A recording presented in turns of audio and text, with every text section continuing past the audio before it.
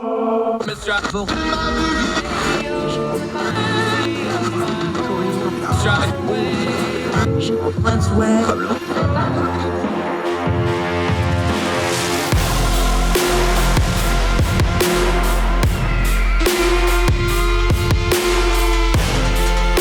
host, Andrew Donaldson.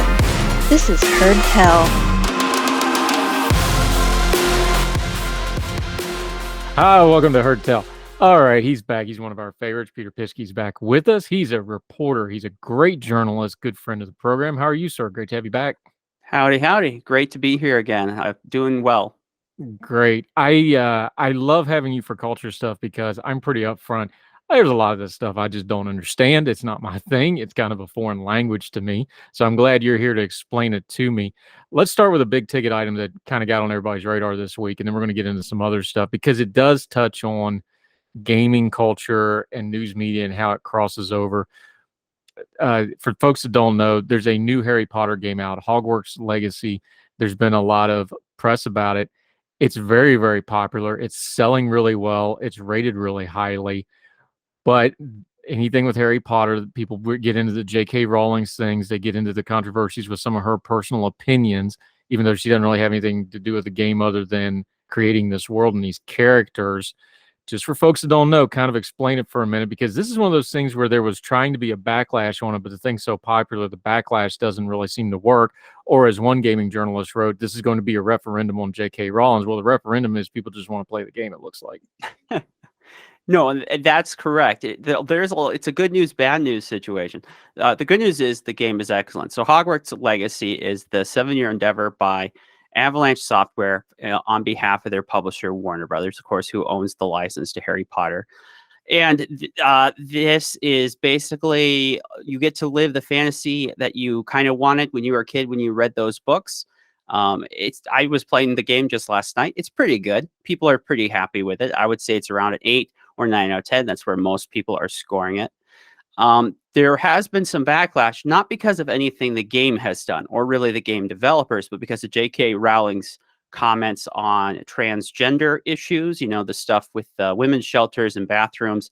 Many people, particularly on the left, and so that includes a lot of people in media, say that she's a TERF, which is trans, exclusionary, radical feminist. I don't know how accurate that is, to be honest, but that's how people label her. And so this idea popped up and it became part of the mainstream, was that if you bought this game, that somehow those dollars would then go to J.K. Rowling and that she would use those dollars to hurt trans people. Now, all of this, if you think about it, is silly, because she makes more money selling bookmarks for Barnes and Nobles and Walmart, than she gets for any game. She's a billionaire.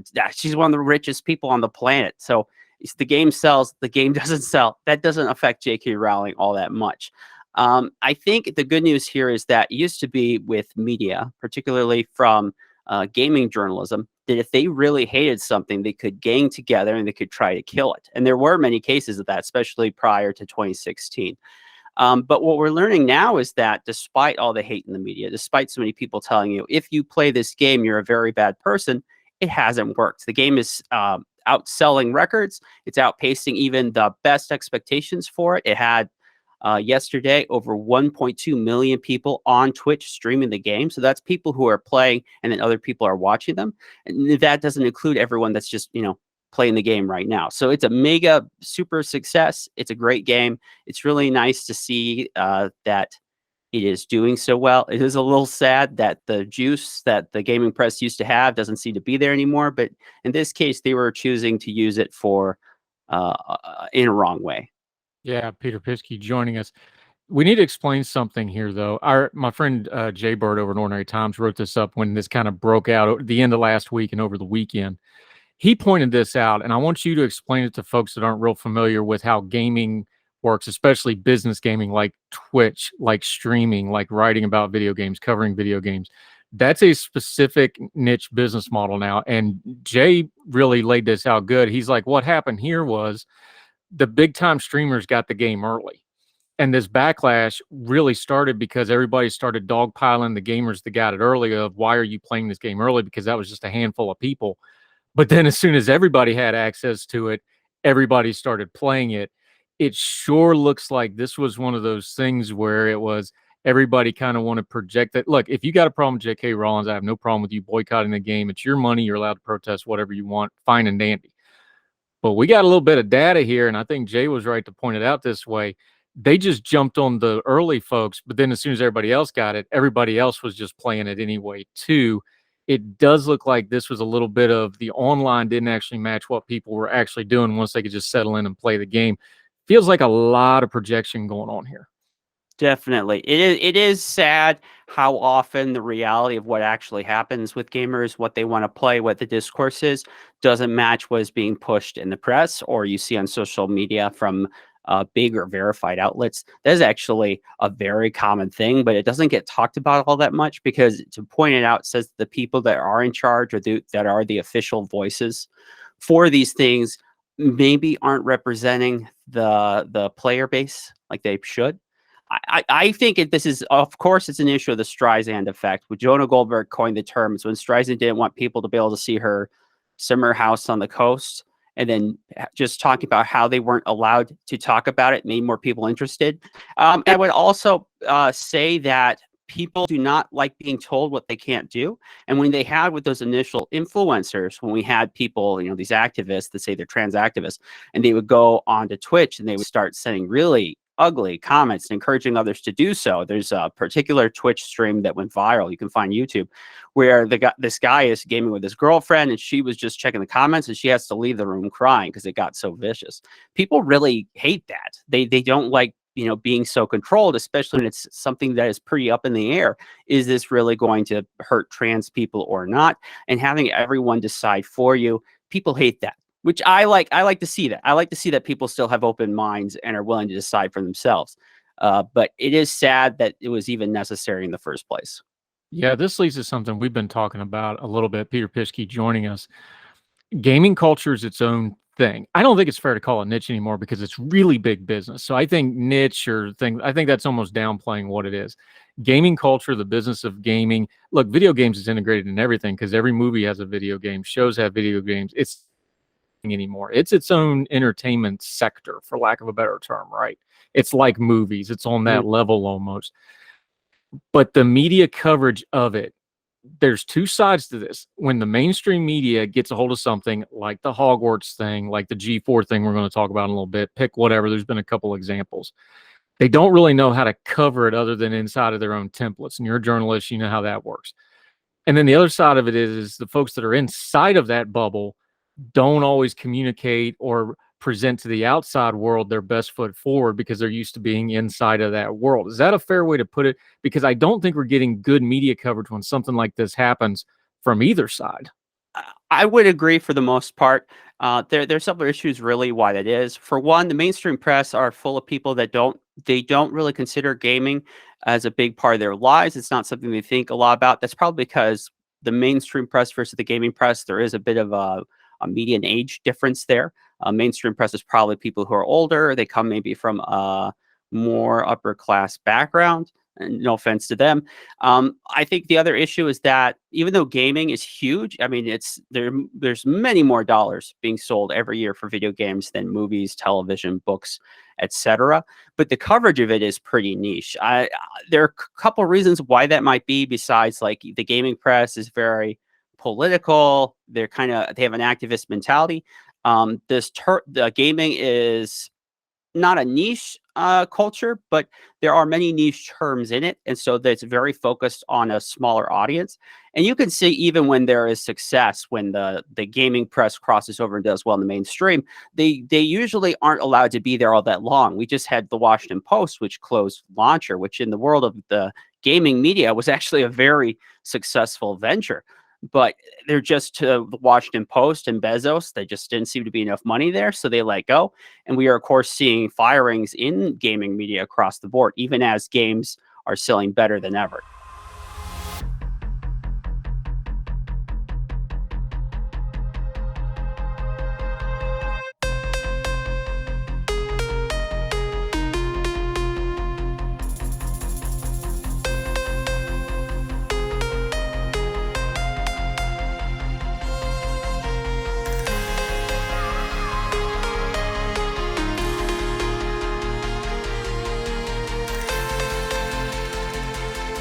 Peter Pitschke.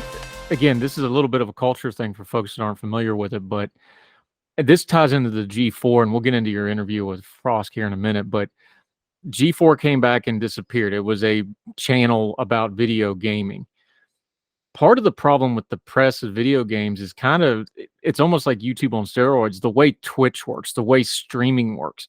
We want to talk about everybody becoming their own journalist. Everybody really is their own gamer here. It's really hard to get a business model where just about anybody can tap into the money stream themselves. Some of this feels like there's an evolution in the business models and the coverages, and trying to set these things up in the gaming world or in the gaming press, to be specific, under the old rules of how you would do, like a newspaper or a network TV system. It's not just going to match up, because these folks are streaming in real time. They're putting out information in real time. There's no delay. It's very immediate. That's just a totally different world that I'm not sure corporate media has fully enveloped. But we now have a whole generation of gamers. That's their natural ecosystem. Is that part of the problem with the business model and all this right now? That is definitely a large factor of it. I think maybe you don't see it at the big corporate networks, so like NBC, ABC, CBS, the big newspapers. But I think for most smaller journalists, people who are independent, who work on medium to small outlets, they realize that they are no longer competing against other reporters, journalists, and writers. They are competing against everyone else that wants your attention. And when it comes to news coverage, it's not just you and the other news guys. You're also going against people who are on YouTube, people who are on the social media, so like Twitter or Facebook.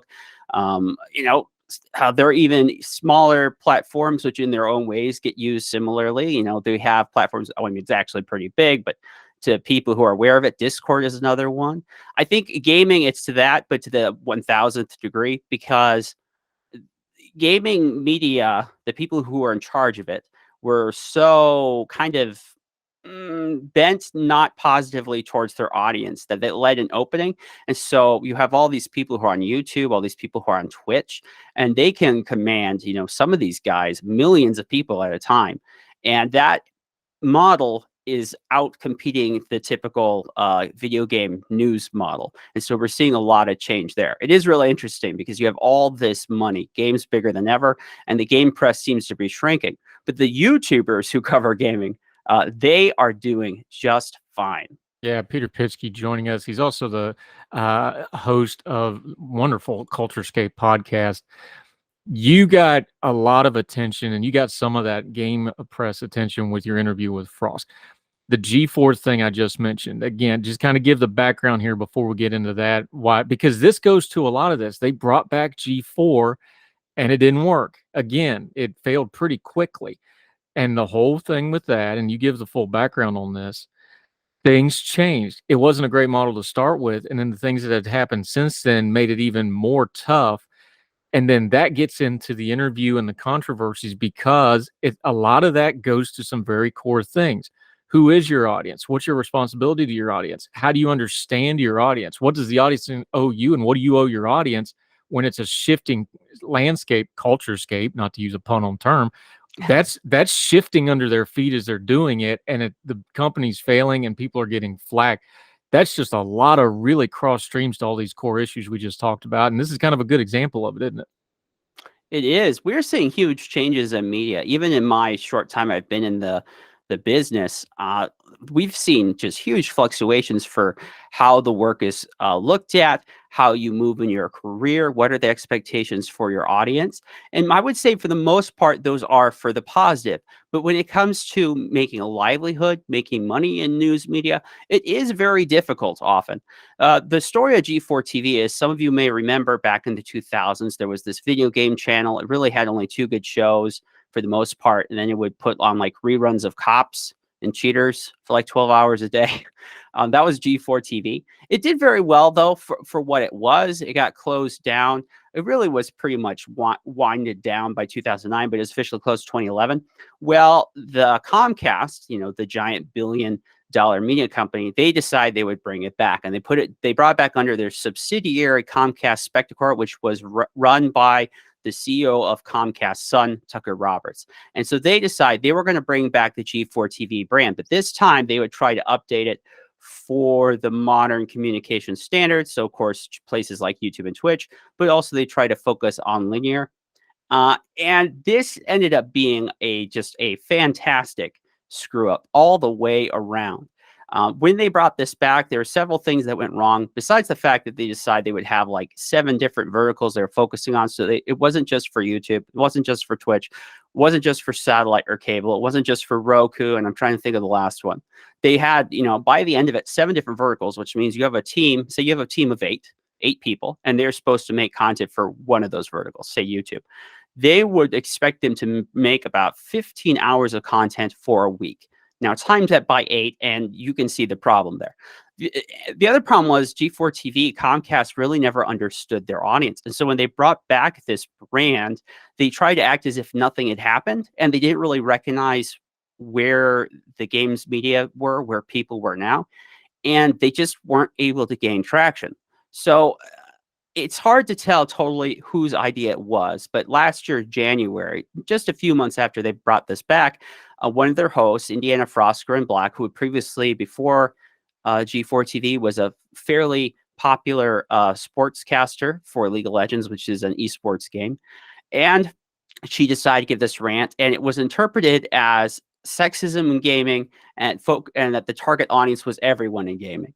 So this goes out. It's like 3 to 5 minutes. And the gaming media, they grab it.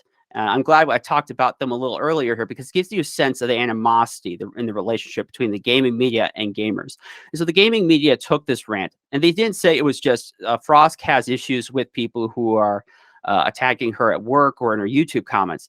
No, they said, Frosk, she is saying this about all the gamers, and she should. All of you people are terrible. You're sexist trolls. We hate all of you. And so that's how this was interpreted. And of course, people pushed back very hard and fast. Now, first, everything seemed positive. When Frosk had the gaming media and when they were interested, it looked like maybe she'd win that PR war. But they lose interest. But all the haters, all the people, all the beehives that they had, started whacking at, they did not forget. And they continued to be mad about it even till now. And it wasn't really what killed G4 TV. Like Comcast bringing the brand as they did, handling it so badly as they did, they kind of pushed it put next to the cliff, but it was Frost that kind of pushed it over. And to this day, people still attack her. But the weird thing is, I noticed just this last month was during this whole year of millions of YouTube hits, who knows how many tweets on Twitter, all this attacks on Frosk, she had never really said much after that 5 minutes. There's like maybe 3 tweets she had made in all of last year about this topic, about her rant.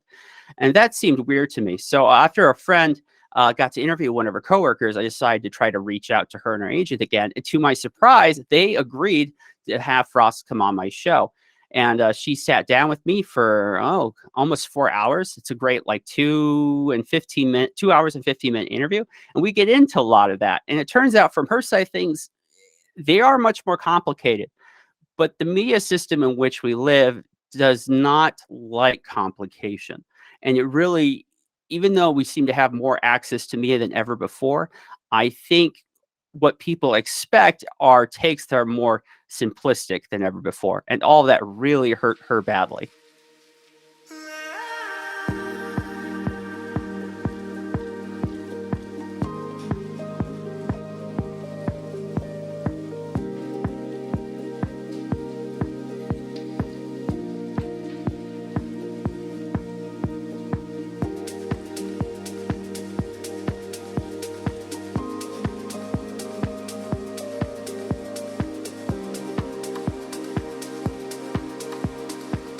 Yeah, Peter Pitschke.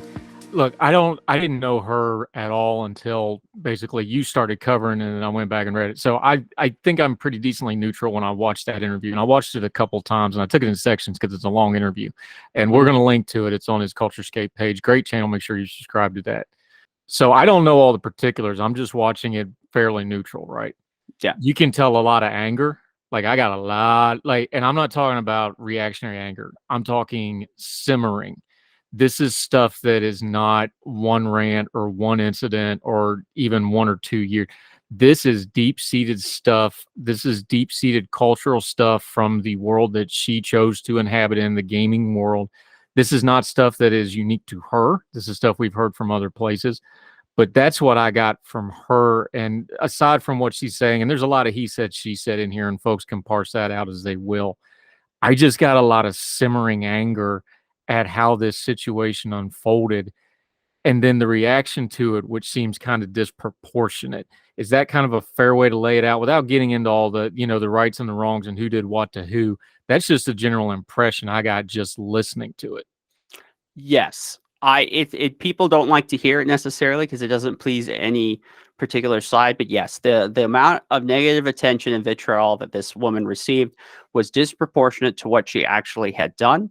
And it completely ignored the very real and understandable extenuating circumstances that when she explains it and how corrupt Comcast is in running their media companies and all the shenanigans that went on there. While what she said wasn't great, and it wouldn't be something that I particularly loved. I mean, I wrote critically about her many times before I ever got to actually talk to her. As a person, as someone that's worked in media, and as someone that kind of knows the gaming space, the relationship between the gaming press and gamers, she really got treated as, here's an example of the worst person in the world, which was completely uncalled for. But unfortunately, that's kind of the world we live in. And you would think with more information, people would have more patience, or they would try to seek out more sides of a story. But the weird thing is about the internet age, despite more access to information than anyone could ever possibly want, people actually seem to process it a little bit less fairly, a little bit less critically. But that's not just something I've noticed. I mean, anyone that works in media or even entertainment has noticed that this has been happening. But it puts creators, it puts reporters, journalists, influencers, anyone with an audience in a weird position where sometimes you might, when you have to zig and you were supposed to zag, when you were supposed to tell the hard truth or something uncomfortable, but it was a lot easier just to say what people like to hear. Currently, the common advice is just go with what people want to hear. And while you can say, hey, Frost should never have said this about gamers, I think it should be open that, hey, if she really feels like this is an issue with her particular audience, let her say it. Let people hear her out. Even if it's something that you and I disagree, let people decide for themselves. But that's not where we're living in currently.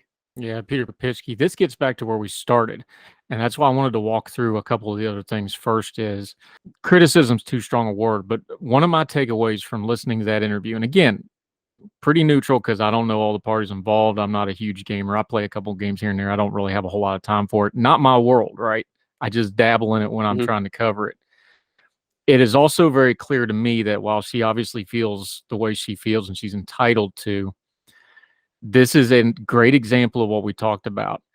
Here you have a content creator, and I mean that in a good way. Content creator, that's what she is, a media personality that didn't understand the corporate side of the world that she was working in. When you're working for a network, right? You're working in the corporate world, and didn't understand the audience and the reaction that was going to come from that. Now, part of that she touched on, that she felt like she kind of got set up to fail here with the way it went down. And I think that's fair to point out here too. This goes to that communication thing.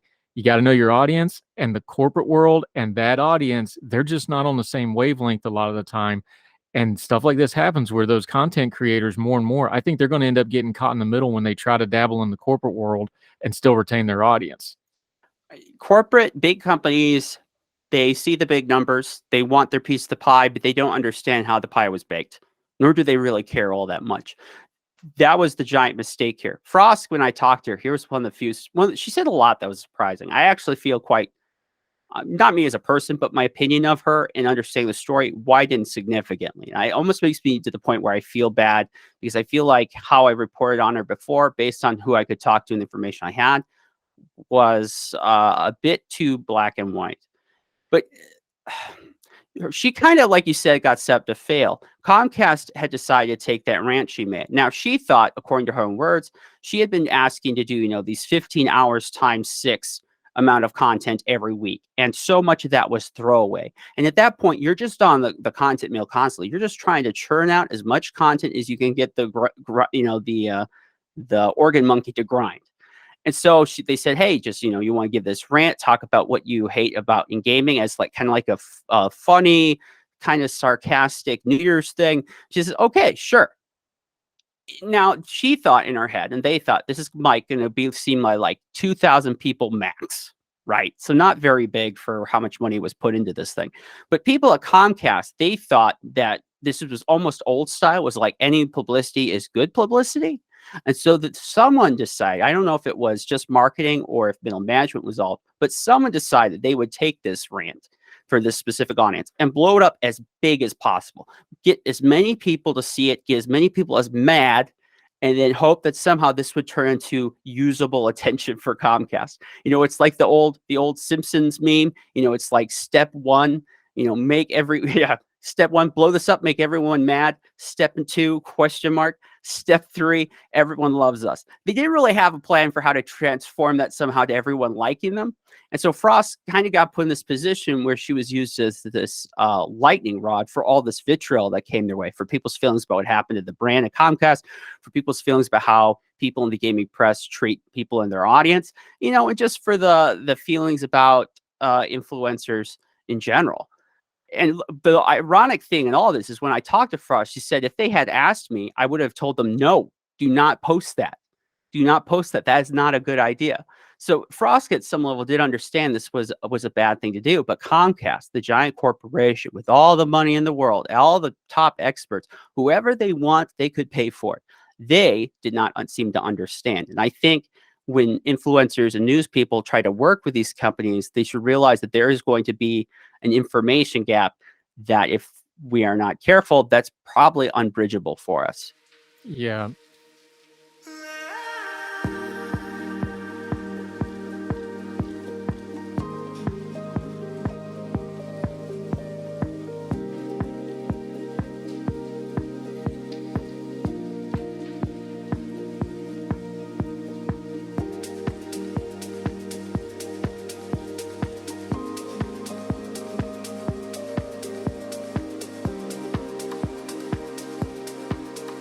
Peter Pitschke joining us. One other topic on this I want to hit real quick here. I want to take up for content creators and influencers. I think is a little different thing because I think that gets a little icky, but I want to take up for the content creators for a second because I is one. For people that don't know, when you're saying something like 15 times 3 content creation, I don't know that the general audience fully appreciates what that means. Like for me to put out an hour-long show 5 times a week, that's 5 hours of content, but that's about 8 or 9 hours per hour of content I put out to produce that. Like there's a 3-to-1 ratio on prep work when I do stuff. That's not making it, that's not editing, that's just preparing for it. Just real quick, talk people through that. I don't know that maybe the corporate folks understand. They think you just sit in front of a mic and talk. There's so much more involved in that. I do want to take up for the people that think that ain't work and content creation isn't work. No, it's not. You're not in a coal mine and you're not tarring a road, but it's a lot of hours and it's a lot of effort.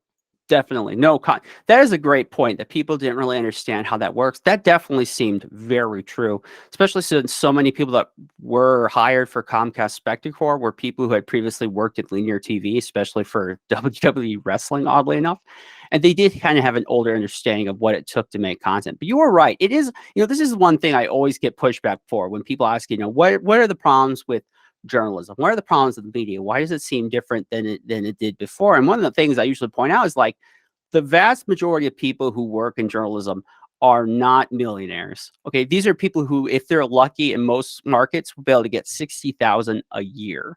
Now, people don't like to hear that. What do you mean? Journalists could be working class. Yeah, in fact, most of them are. Most of the people that you are influencing you, that you hear from, except for like the biggest of them, they are in that situation where they're not making much more money than anyone else. And the work that's part of that, it is a lot of work. It's so much prep work. It's so much connection, trying to get people to talk to you and to put together information. It's so much editing and production afterwards. And then, you have the work of just trying to get it out to people, promotion. It is a lot of effort. And I think in some ways, I'd hope that because everyone now seems to be kind of stuck in the content creation mind, that more people would understand how much effort goes to it. But it seems like content creators that aren't in journalism are some of the most vicious critics there are. I think maybe that might change with time because I feel like what's going to happen is that the journalism and those who are more just content creation influencers, I feel like those things are kind of sliding together. They're slowly kind of morphing into one thing. So that might change with time, but currently, despite like bigger audiences than ever, and they're consuming all this information, there doesn't seem to be more forgiveness. No, because human nature is still undefeated. It's just we figured out a way to supercharge it and get rid of a lot of the filters, which is something that's society wise. That's politics, religion, music, whatever. That's not just gaming. That's just kind of part Yeah. and parcel to the age we live in. Peter Pitschke, I love talking about this stuff with you because you have to explain it to me because I don't fully understand it. I'm glad you do it. People need to check out Culturescape. You do a great job with it, along with all your other writing. Let folks know what you got going on. You're a good friend of the program. We love having you on. But until we get you on again, let them know how they can follow you, keep up with you, and all these various things you've got going on, my friend. Yeah, cool. Yeah, so I'm at the moment I'm a little frazzled because I'm recovering from a medical trip, but I am doing more research on the G4 TV issue. I have some op-eds I'm currently putting together that hopefully will come out soon. I'm enjoying Hogwarts Legacy and just hanging out, enjoying life. Always looking for the next big story. So if you ever want to say hi or you have a story to share, whatever, you can always find me on Twitter at Happy Warrior P. And of course, please look up the podcast Culturescape. We put that out once a week. It's usually I just find someone I find interesting. I interview them. We talk about what they do, and then we just kind of leave it as it is. And I love that format because it feels like I get to talk about the things that I care about. The people I'm talking to, they get to share what they care about. And we just kind of leave it up to people to decide what to do with it. And I think that is the optimum way to go. Keep things honest, keep things fair. And I think if more of us would go in that direction and more of the audience would accept that that is an ethical thing to do, I have very positive feelings for the scope, the arc of where media is heading. But at the current place we are, it is a little bit anarchic. Yeah, well, you do good work, my friend. Even all the negative feedback with the Frosk interview, even amongst that, there was a lot of comments about how well you handled the interview. So I'm glad you're getting the attention for that, my friend. We'll talk again very soon. Peter Pitschke, thank you, sir. Okay. No, thank you. Anytime. Yes, sir.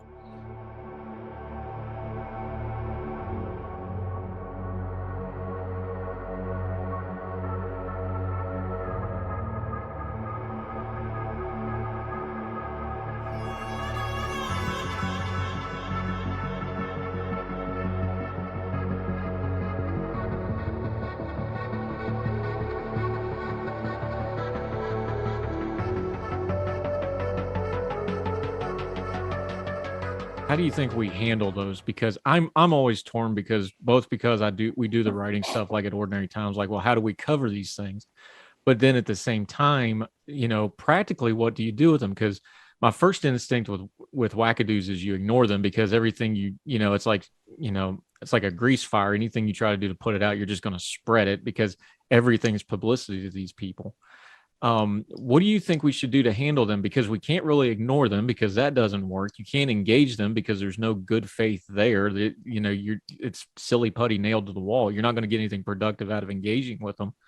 So what do we do? Because, and again, like you said, we have a lot of examples on the right now because they're really loud. We're going to have a midterm election. We certainly are going to have probably bomb throwers on the left side because they're going to see that model and replicate it because it's a good money making model. So we're going to get. They already are. Yeah, this is going to be a self-perpetuating thing. How do we deal with this? How do you think we should approach it? You've been in Congress as an intern. You've seen it, although it was a bit of a different era. What do we do? Because I don't know. I'm just asking the question. I don't know the right way to handle these people because you can't engage them and you can't ignore them. So what do we do? The easy answer, not the easy answer. I think the main answer right now is I don't know. It's really hard to, as you said, it's hard. You can't really ignore them. And I don't know if you want to ignore them because some of what they say and do is rather dangerous and you have to speak out to them. But I think maybe part of the answer has to be politicians who are willing to kind of model a different way and to be a different kind of politician, and maybe who are able to kind of speak in ways that kind of can reach out of what it means to truly be a leader in our society, what it means to actually govern. And and hopefully that there are going to be enough people out there that will listen and start to maybe demand more from their politicians, and instead of just always electing these fools. But that's kind of what I have. But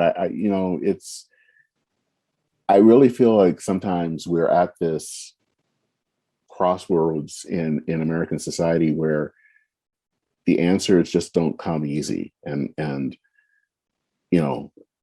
I think sometimes we want to think that if all someone says is or has some type of great saying, or if they can say the right thing, everything will be solved. And I'm thinking right now, we're not in that era where we can just easily kind of solve this, or at least put this crazy person in their place, because that crazy person is really backed up by the society, larger society.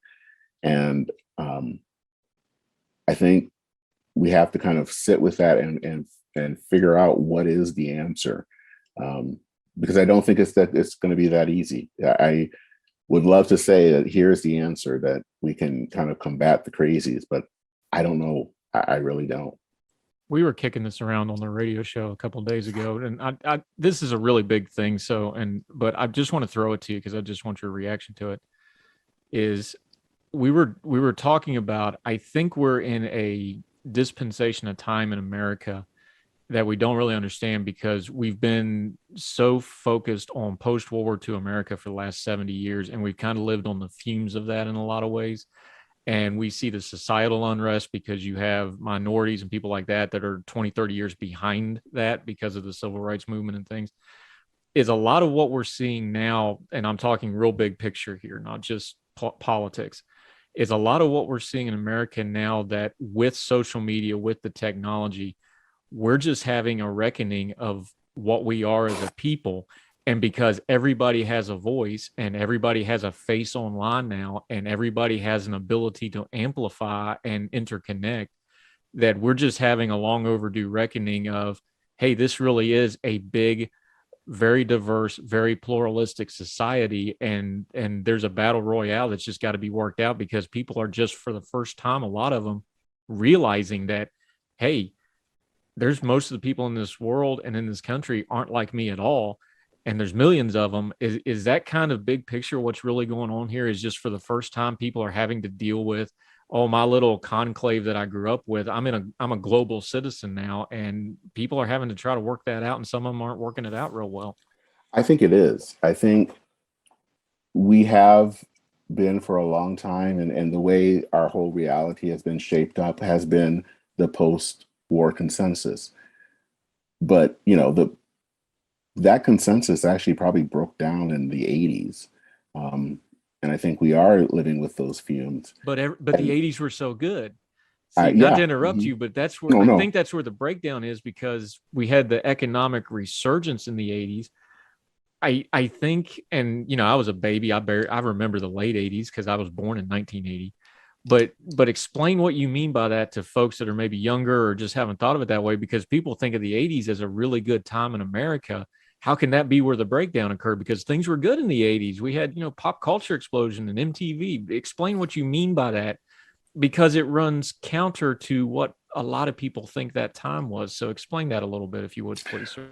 Well, yeah, and I think I probably would want to even back up a little bit more, is that a lot of people, like economists and some politicians and other experts, would say that the post-war consensus that was made after World War II, some of both economically and politically, probably ended around the mid 70s. So between like 1973 to 1975.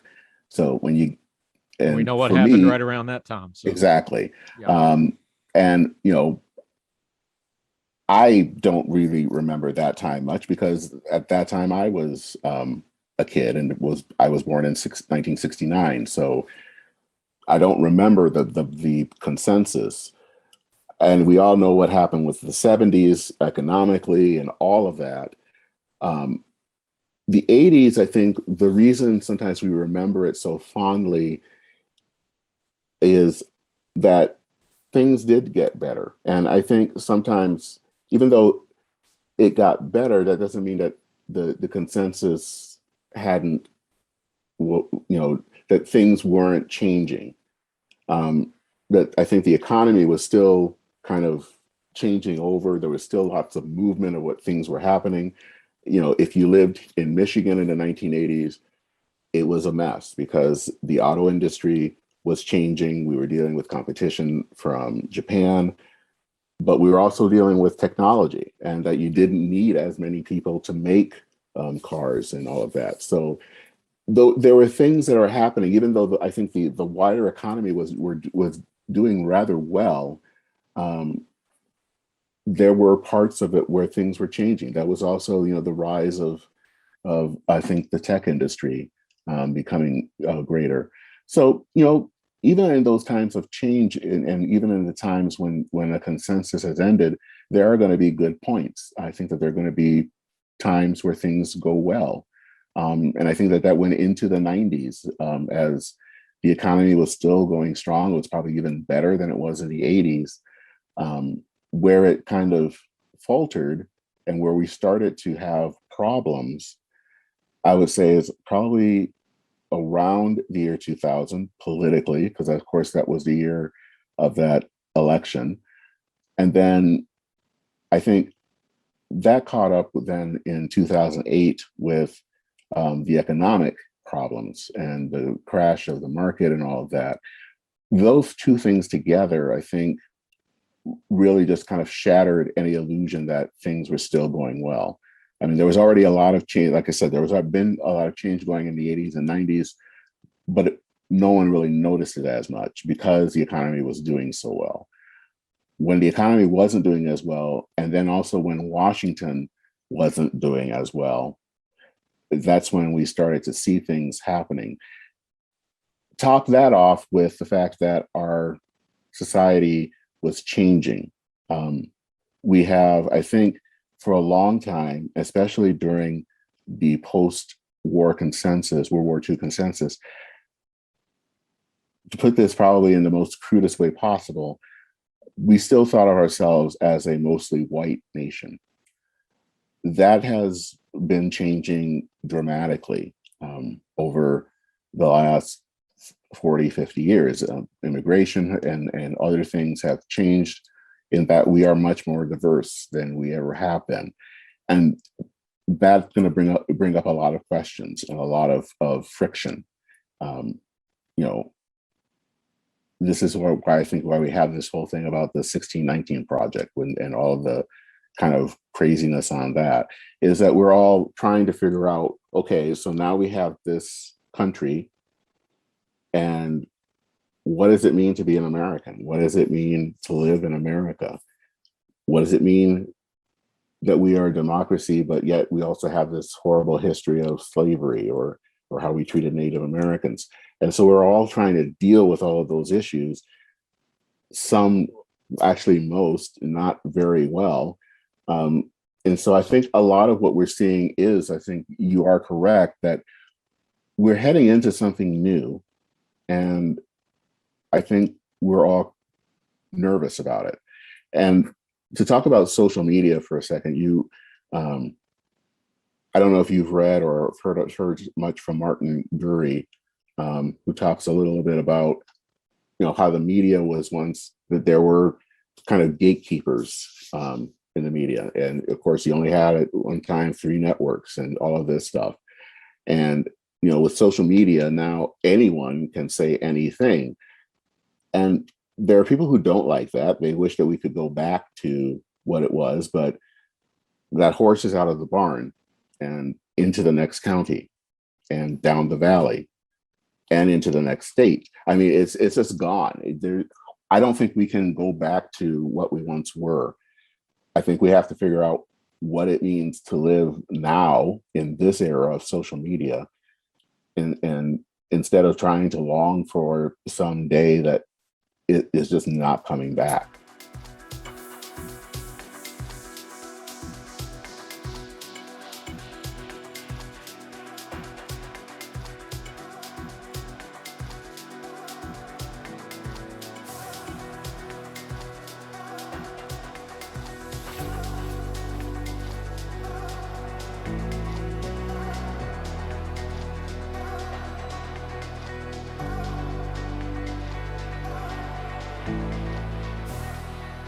I think it's something else too, and not to get overly poetic about it. I love my country. I'm very open about what I think about America. I think my bona fides are a patriot are pretty well established at this point for a lot of reasons.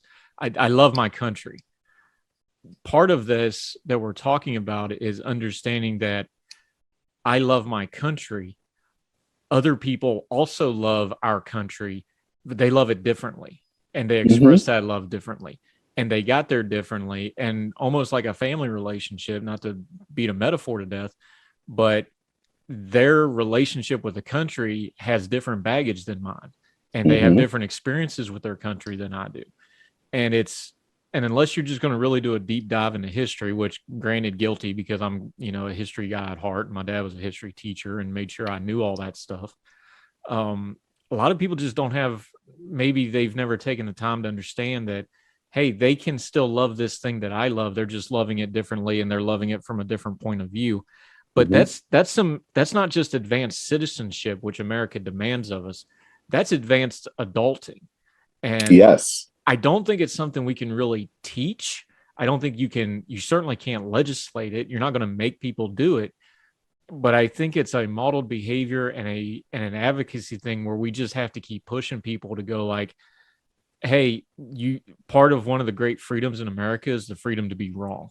And it's okay if their view of our country is different. And it does, even if they're critical of the country, that's something I've had to mature and kind of grow up about, is like, just because they're critical of the country and I love my country doesn't mean they don't love their country. A lot of them are critical because they care so dang much about it.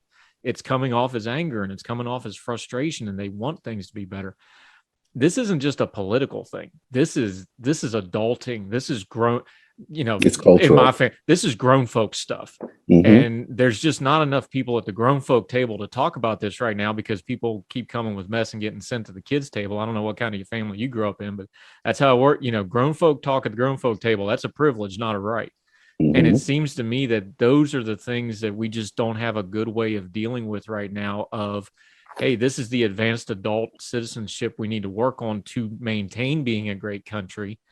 And I think maybe we're in some growing pains, or maybe birthing pains, because we're still a young country. Maybe this is just the birthing pains of making a great society that's going to last more than 200 or 300 years. If you're going to have that 1,000-year thing that a lot of countries and societies and cultures are, this is the process. Is that maybe part of it? Is like we just don't have a maturity to it? I think it is. I'm reminded, and I'm probably going to butcher this, but it's a quote by James Baldwin that says, I love my country and I love it enough that I'm willing to criticize it. And I think for myself, being African American, and I think that this is something that I've realized, I think for most African Americans, is that we have to live with, in a way, with a duality. And the duality is that we love our country. I mean, there's a reason that Martin Luther King spoke and used the words of the founding fathers and the Declaration of Independence, because this is who we are. We are Americans. That's why we're fighting for civil rights. But you also know the past. I mean, I know my father growing up in Jim Crow, Louisiana. I know that I have, my ancestors were slaves. So that history, and how we have been treated in the past, and to be honest, we're still kind of dealing with some of those issues today, even though I think it's much better than what it was. And I think that for people, especially I think for white Americans, and there has been a certain view of America that has almost been perfect, that we haven't had any real big issues, and issues have all been solved. And I think that's kind of one of the things that are getting into the whole like critical race theory stuff. And I say this knowing that there are things you can be critical about critical race theory, but I think a lot of it is this fear of hearing about things about America that aren't always so great, that we weren't always the guys with the white hats. And so there's this fear that if I have to see something critical about America, then that means I hate America. And then that is not the case. This is a big, diverse, and I will also say complex country. But I think for all of it, I think we're a good country. But good does not mean perfect. Good just means good. And I think, part of that maturity will come from being willing to kind of understand our past, understanding some of the parts of our present that need to be corrected, and yet understanding that there are still things that are good about this country. Now, I probably should add on the other side of that, because there are people, I've been kind of basically talking from the right, from the left, of saying there you can have people doing things that are bad and they can still also be good people. That happens too. And we have to, I think, admit there are also good things about this country. Personally, I think, the fact that this country, barely 50 years after the civil rights movement, was able to elect a Black man to become president twice says something about us. I think that that's something that we need to also take to heart as well. And so I think there's a kind of maturity that has to come from, I think, both sides of the aisle, of being willing to deal with the good and the bad, and not kind of have this whatever kind of avatarish view of America. All the music on Heard Tell is provided under a Creative Content license from monstercat.com.